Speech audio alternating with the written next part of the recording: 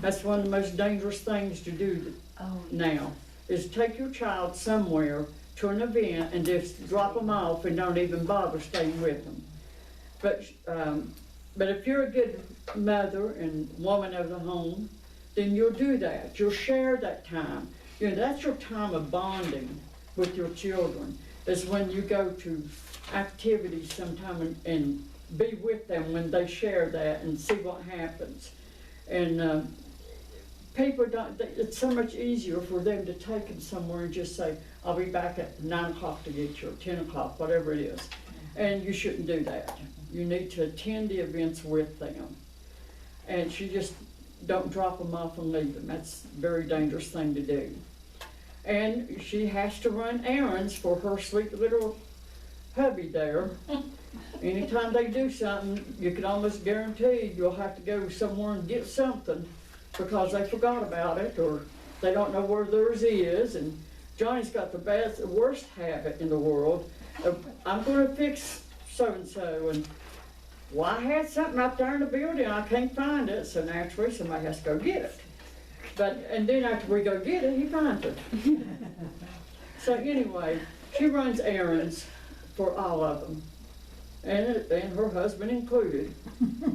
And she is, another hat she wears is being a nurse. She may not have her degree in nursing, but who helps you any more than anybody when you're sick? Who makes you feel any better than your mother? If you're sick, you want mama there, you know, to console you, and right? And to just hold you and just be there. She just has to sit there. As long as you can see her and know she's there, it makes you feel better. The woman takes loving care of her family, all of them. From elevated temp to maybe post-surgery something. She's always taking care of them, making sure they take the medicine, do what they're supposed to do, drink the water, do anything that they need to do, get up and move. That's the worst thing, is getting your husband or your kids to get up and move around after surgery when they're supposed to, but it hurts, I don't want to get up. You know, well, come on, you got to get up. So she does that as well. If you're discouraged, if her kids are discouraged, she tries to lift them up, be an encourager. And if you've been through the teenage years with your children, you may not be there yet, Mommy, but you're coming. My oldest is 25, my middle is 17. And she's been through it. This is my baby. But the teenagers have the multiple complex problems, and they're all at one time. And nothing comes easy for them anymore. My granddaughter is a drama queen sometimes. If she has a zit, oh heavens, the sky's gonna fall in. Yeah. You know, or some boy didn't speak to her at school, her heart's broken. I mean, it can't be easy, it's gotta be something in depth that's really gonna drive them crazy. But their life is chaotic, it's confusing, and it's complicated. The teenagers go through this hormone change in their bodies and everything. They're in between. The preteens really is more in between being a child and being a teenager. And the teenagers between being a preteen and being an adult. And it's so confusing to them because they don't know what to expect or which way to go or anything. But sometimes the women that take care of these teenagers, especially the teenagers, they have to be a good listener. You know, just let them cry on your shoulder and listen to them. They have to be a guidance counselor. They have to be a psychologist sometimes. And they have to be a prayer warrior. I have prayed more for my children than I have anybody and everybody put together. It seems like your children and grandchildren require so much more prayer. And I don't know whether it's we think they do or they actually do with things that they're going through. But be a prayer warrior for your children and grandchildren. Be a prayer warrior for your husband. If your husband doesn't feel good, you don't feel good. If he's not happy, you're not happy. And that's not just, if mom ain't happy, nobody's happy. Well, it's if papa ain't happy, nobody's happy either. So, you just have to help him any way you can. Pray for him all the time. Another ministry that the woman has is in her community. All that was in her family. Now we're going to the community. Acts 1:8 says, "But ye shall receive power.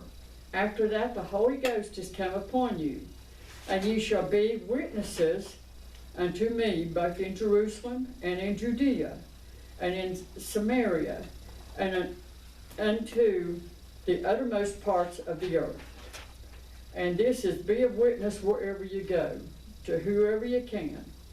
And what better way in our communities to be a witness for others is to help others. The action part, not just the words. So many people say, well, we'll see you later, love you. But if there's a lot of things going on in different communities that we could do to show people that we care and to minister to them. We can maybe volunteer at a hospital or a nursing home.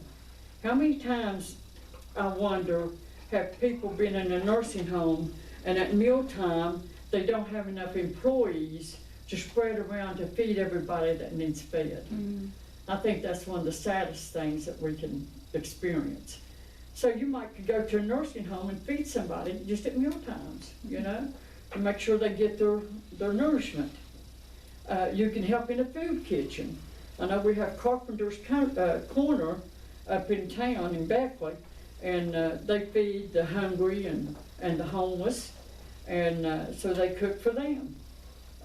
Huntington has a waterfront project for the homeless people. They provide different things for them. And maybe a youth center. We don't have one that I know of, per se, anywhere around here close, but some places do. I'm sure Charleston does and Huntington. Maybe you can volunteer at a youth center to be a mentor to some child there that needs help, that needs somebody to look up to, needs a little bit of guidance. And as long as you show these people that you care about them, show them that you love them, and by doing that, you show them that God loves them, and they know that God is real and God's going to take care of them. And if we do it, we have the opportunity to tell them about Jesus. We could feed somebody at a soup kitchen or a kitchen pantry there, somebody that don't have a home or don't have enough money to buy food, so they come there to be fed. And while you're fixing their tray or going around after they eat or something, you can go around and witness to them and talk to them about the Lord. And I'm sure a lot of people have been saved in that way. Maybe you would like to babysit for a neighbor. Maybe a young mother has some little kids and she's with them all the time and she just needs a break. And you go over and volunteer to watch your kids for her for a little while she goes to the store maybe, or while she just goes for a ride or goes runs errands or anything like that. I guarantee you she would appreciate it. You can give her a break from her habitual hectic routine and watch her kids for her, and she won't have to worry about her children, and you would still be there to help her and it'll make a lasting impression on her. If years down the road, she'll remember you coming over and watching her kids for her while she took a break. And everybody needs a break once in a while, but that would mean a whole lot to her. Maybe you can watch a neighbor's pet. Maybe they have a dog, they're going out of town on vacation, or they have to go out of town for a few days for some reason. They might have a dog or a cat or a bird or a fish. Now snakes, I'll have to draw my line. But they might have a pet there that you could go in and feed and walk the dog or whatever, you know, to take care of them while they're out of town. That would mean a lot to somebody. I have a sister that lives in Pensacola, and she has a big, fat, furry cat, and she's got a dog. She always brings her dog in with her, but I'm allergic to cats, so that means the cat don't come. So she's got an elderly couple down there that always watches her cat when she comes home. And I appreciate them, whether she does or not, because I couldn't handle the cat thing. But anyway, it helps her in a big way for her to do that. I mean, the man and the woman to do that for her. Maybe you can, our neighbors have a sister down in Tennessee that has dementia, and her husband passed away this summer. So she has to go down there every couple of weeks and spend a few days with her and, you know, see that everything's taken care of. So this summer, while they were down there, my husband went next door and watered her flowers every day, as you know, as hot and dry as it's been this summer. And then he would water her garden. And she really appreciated that so much. And it was just something little like that. You know, you could do the least little thing and you would be surprised at how appreciative people are for you doing that. They won't have to worry about it, you know. Her flowers wouldn't dry up and fall off the vines or nothing else. You might can mow a neighbor's yard for them if you're real energetic. My brother has had, since April, he had 2 heart attacks, open heart surgery, and then they found cancer on him. And he's been a really ill man off and on. But when he isn't, he has a riding lawnmower. And he goes out and mows his grass. And he's got a neighbor who lives across the street from him. And she has dementia. And her family, some of her family stays with her all the time. It's a 24/7 thing for them. And if they're not with her, she tends to do things that are harmful for her. So they have to stay right with her. So they can't mow her grass. So Chuck goes on over next door and just mows the grass for her. And if he didn't, it'd be up to the porch and they couldn't get in or out. So he does that, and it's no big deal for him. He loves to mow grass. And it takes care of that woman and her family. And that, you know, they may not think that's a type of ministry, but it really is. It really is. We have someone at our church who has mowed our grass all summer because my husband has been ill, and it was such a tremendous blessing. I mean, even more than I can say, to know that the grass wasn't going to get, because I can't mow it all the time. It's just too much for me. And for him to come and mow that grass with a riding lawnmower like that was such a wonderful blessing. Just something little that he didn't think nothing about. Right. But it made the world of difference to that lady and her family, just like it did to you. Mm-hmm. You know, it made every difference in the world for somebody to do that for you. Yes. And you didn't have to worry about it, did you?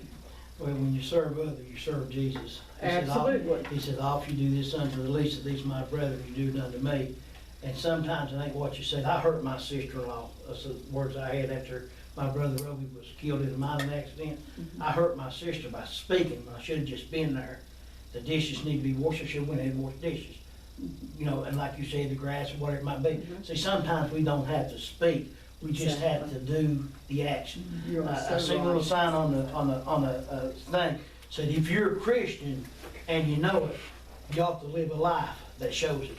And I leave that alone. Absolutely. It's all your fault, man. That is absolutely true.